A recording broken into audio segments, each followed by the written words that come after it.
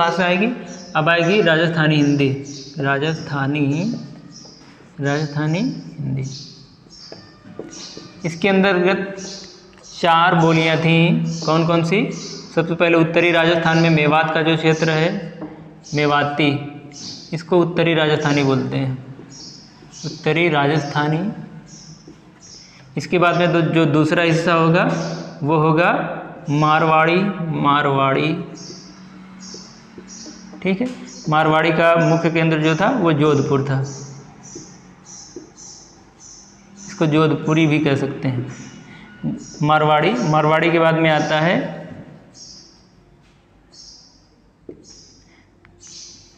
जयपुरी, इसको ढूंढाड़ी कहा जाता है, इसको ढूंढाड़ी कहते हैं। और जयपुरी के बाद में आता है मालवी, जो मालवा का क्षेत्र है उसमें मालवी बोली जाती है, इसको दक्षिणी राजस्थानी बोलते हैं, दक्षिणी राजस्थानी।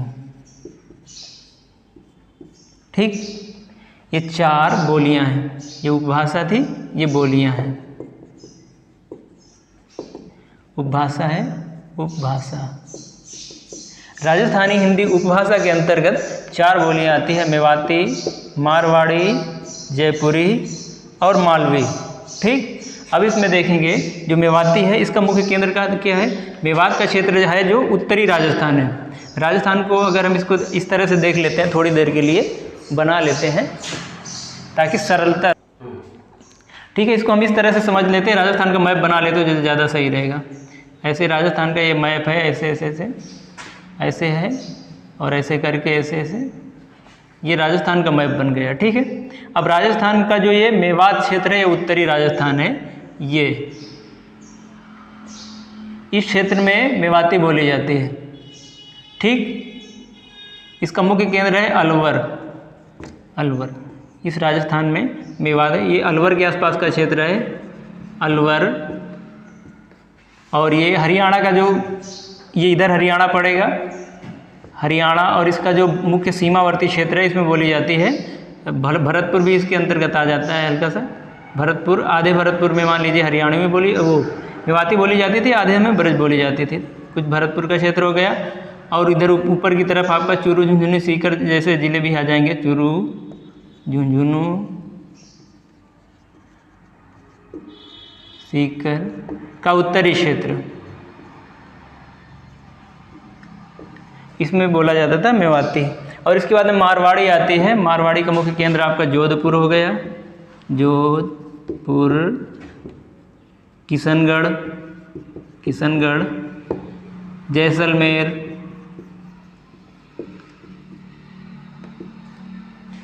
बीकानेर, और इसमें अजमेर वगैरह, अजमेर सहित तमाम सारे ज़िले आते हैं।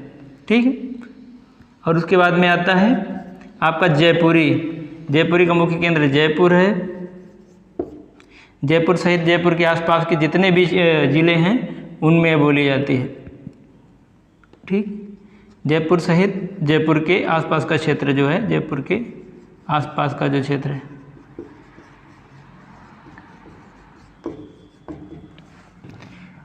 मालवी है, मालवी का मतलब है दक्षिणी राजस्थानी। दक्षिणी राजस्थान में इधर आप देखेंगे ये जयपुर के आसपास का क्षेत्र था, इधर ये बीकानेर का क्षेत्र था, जोधपुर, बीकानेर।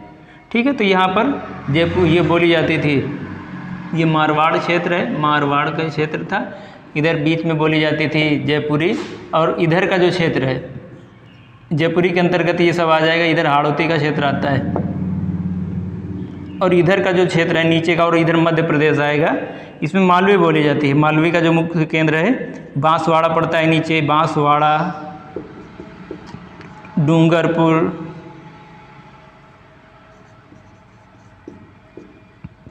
प्रतापगढ़। ठीक है, यहाँ से लेके आपका जो दक्षिण तक जाएंगे आप भोपाल तक। इसके पहले आपका रतलाम पड़ जाएगा, इसी में रतलाम जिला पड़ता है, सवाई माधोपुर वगैरह सब।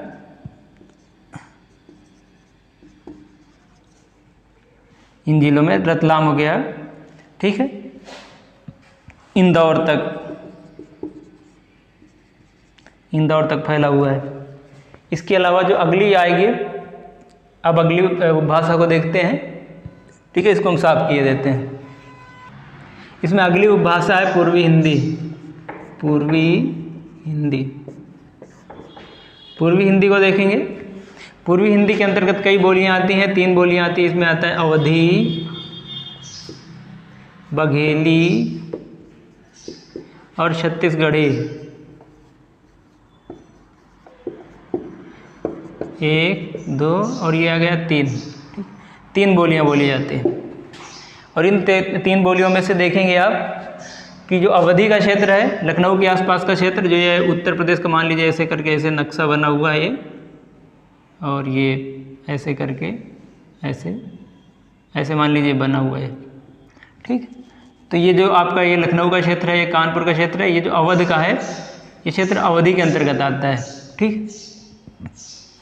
आपका अवधी का हो गया लखनऊ के आसपास फैजाबाद जिला, जो पहले पड़ता था फैजाबाद, अब इसका नाम अवध हो गया है। फैजाबाद का नाम अयोध्या हो गया है, अयोध्या, ठीक है, अवध का क्षेत्र है, अयोध्या नाम पड़ गया है। इसके अलावा लखनऊ हो गया, लखनऊ, बाराबंकी, इसी में आ जाएगा बगल में गोंडा, बहराइच सहित लखनऊ के जो इन्हीं जिलों का जो आसपास का जो क्षेत्र है उसमें बोली जाती है अवधी, ठीक है। और अवधी के और इसके अंतर्गत बहुत सारा भौगोलिक क्षेत्र आता है। आप देखेंगे इसमें कानपुर नगर भी आ जाएगा, कानपुर नगर, ठीक है, फतेहपुर, उन्नाव, प्रतापगढ़, इलाहाबाद, तमाम ज़िले आते हैं जो अवधी के अंतर्गत आते हैं।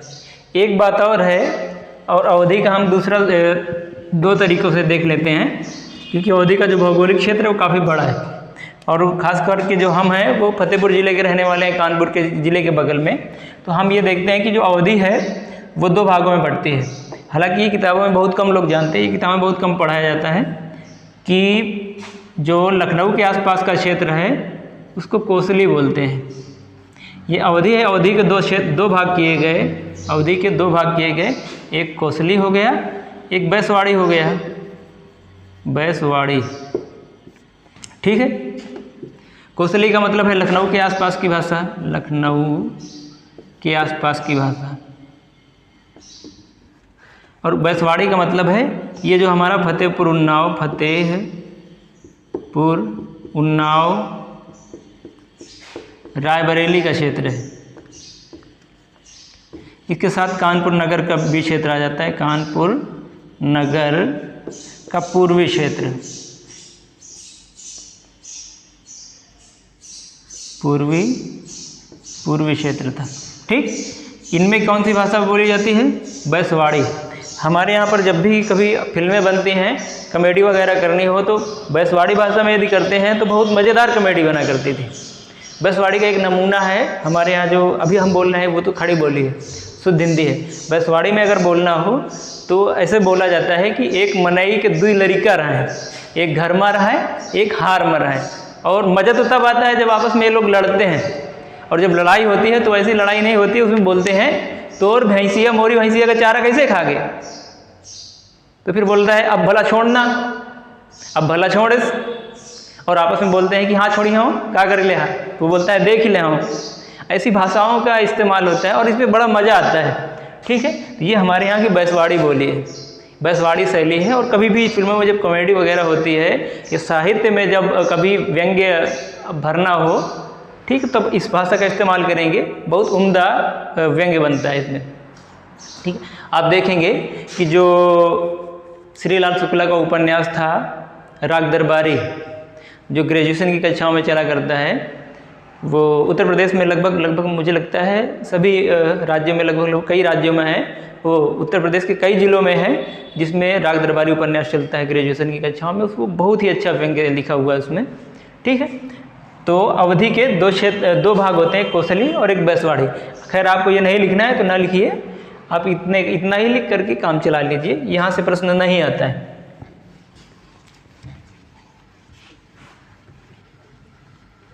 ठीक, आगे देखेंगे अवधि के बाद में आता है बघेली। बघेली का जो मुख्य केंद्र है वो है रीवा। रीवा इसका मुख्य केंद्र है और इसके आसपास के जितने भी जिले हैं, रीवा हो गया, सतना हो गया, सतना, ठीक है, कटनी, जबलपुर, दमोह, शहडोल,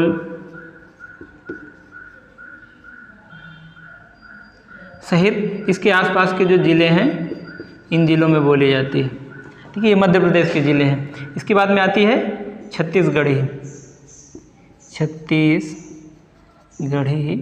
छत्तीसगढ़ में बोली जाती है, छत्तीसगढ़ में बोली जाती है। बिलासपुर वगैरह, इसमें बहुत सारे ज़िले आते हैं छत्तीसगढ़ में, उन ज़िलों में बोली जाती है। ठीक, अब हम दूसरी उपभाषा को देखते हैं।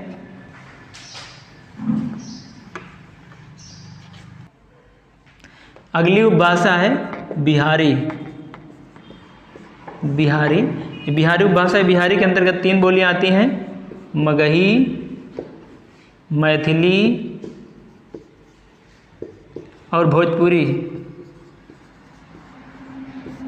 ठीक है, अब हम बिहार को देखेंगे।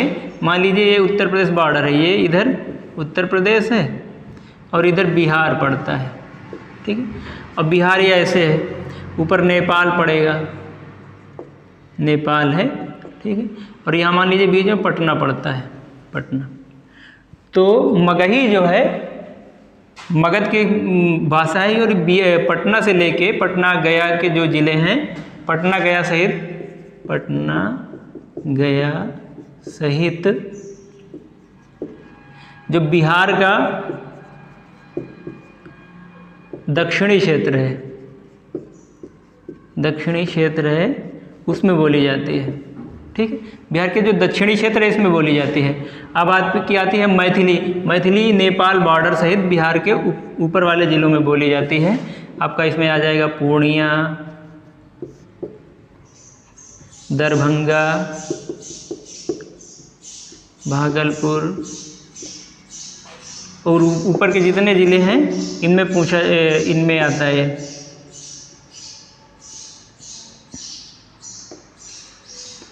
ठीक है, मुजफ्फरपुर आ जाएगा, मुजफ्फरपुर। इन ये जो ऊपर वाले ज़िले हैं इनमें कौन सी बोली जाती है? मैथिली बोली जाती है। नेपाल का से जो सीमावर्ती नेपाल के जो सीमावर्ती क्षेत्र है इन यहाँ पर जो भी ज़िले पड़ते हैं इनमें मैथिली बोली जाएगी।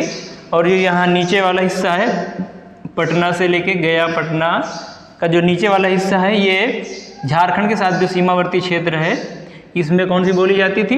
मगही बोली जाती थी। और भोजपुरी कहाँ पर बोली जाती है? तो भोजपुरी जो है पूर्वी उत्तर प्रदेश का जो ये बिहार के से जो सीमावर्ती क्षेत्र है इसमें बोली जाती है भोजपुरी। और कुछ बिहार वाले हिस्से में और कुछ यहाँ बिहार का, जैसे एक यहाँ पर शाहाबाद जिला था, शाहाबाद ज़िले से लगा के यहाँ पर और भी जितना भी सीमावर्ती क्षेत्र है इसमें बोला जाता है। गोरखपुर हो गया उत्तर प्रदेश में, गोरखपुर, बलिया हो गया, बस्ती हो गया, ठीक है, आपका बनारस हो गया, बनारस या वाराणसी कह दीजिए इसको आप, वाराणसी, ठीक है। नीचे मिर्ज़ापुर भी पड़ता है, मिर्ज़ापुर आदि जिलों में, मिर्ज़ापुर, भदोही आदि इन जिलों में भोजपुरी बोली जाती है। भोजपुरी किस क्षेत्र में बोली जाती है? जो उत्तर प्रदेश और बिहार का जो सीमावर्ती क्षेत्र है इसमें भोजपुरी बोली जाती है। नेपाल और बिहार का जो सीमा क्षेत्र था उसमें मैथिली बोली जाती थी। और जो ये बिहार का जो दक्षिणी क्षेत्र है जो झारखंड से कैसे सीमा बनाता है इसमें बोलते थे मगही। आपको समझ में आ गया? आगे दूसरी भाषा देखते हैं जो दूसरी उपबोली थी।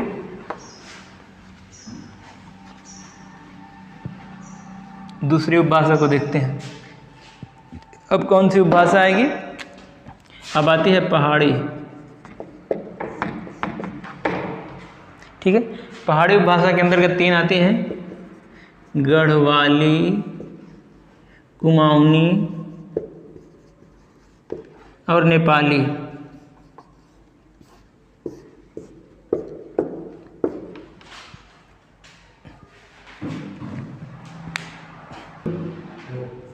गढ़वाली के अंतर्गत आता है आपका उत्तराखंड का उत्तरी भाग। इसके अंतर्गत आ जाएगा आपका उत्तरकाशी, बद्रीनाथ, केदारनाथ का जो क्षेत्र है इसमें जो है वो गढ़वाली बोली जाती है। और जो कुमाऊनी क्षेत्र है इसके अंतर्गत आ जाता है, ये कुमाऊनी जो भाषा है वो कुमाऊं क्षेत्र के अंतर्गत आता है। नैनीताल, पिथौरागढ़,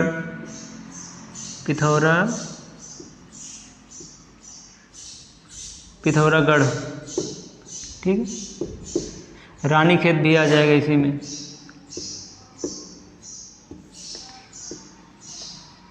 आदि जिले जो हैं इनमें कुमाऊनी बोली जाती है और गढ़वाली जो है वो उत्तराखंड के उत्तरी भाग में बोली जाती है। उत्तरकाशी, बद्रीनाथ, केदारनाथ आदि जिले हैं, इन जिलों में बोली जाती थी।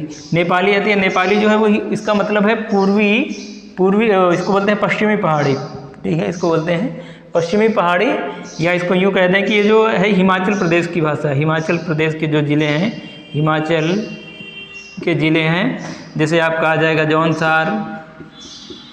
जौनसार, मंडी, चंबा, इन जिलों में बोली जाती है, आदि जिलों में बोली जाती है। तो यहाँ से जो हमारा है स्टेप बाय स्टेप हमारा जो भारत के हिंदी भाषा है उनका जो भौगोलिक क्षेत्र है उसके आधार पर हमें समझना था, और लगभग हमें लगता है कॉन्सेप्ट जो है वो हमारी समझ में आ गया है। एक बार फिर से रिपीट मान लीजिए, हिंदी की 18 बोलियाँ थी। हिंदी की पहले 5 भाषाएं हुई, उन 5 भाषाओं से 18 उपबोलियाँ बनी थी, 18 बोलियाँ बनी थी। और उन 18 बोलियों को हमने स्टेप बाय स्टेप सभी जिलों में कौन से ज़िले में कौन सी बोली बोली जाती है लगभग मोटे तौर पर हमने जितना भी हिंदी का जो भौगोलिक क्षेत्र है उसको समझ लिया है। अब आपको ये वीडियो कैसा लगा? अपने सुझाव, अपने कमेंट्स हमारे पास तक पहुँचाएँ। और हाँ, एक बात और ध्यान रखिएगा, अगर ये वीडियो आपको अच्छा लग रहा है और ऐसा लग रहा है कि नहीं काम का है, बकवास नहीं है, फालतू, तो फिर आप इसको शेयर भी करिए, लाइक करिए और हमारे चैनल को सब्सक्राइब भी करिए। नमस्कार।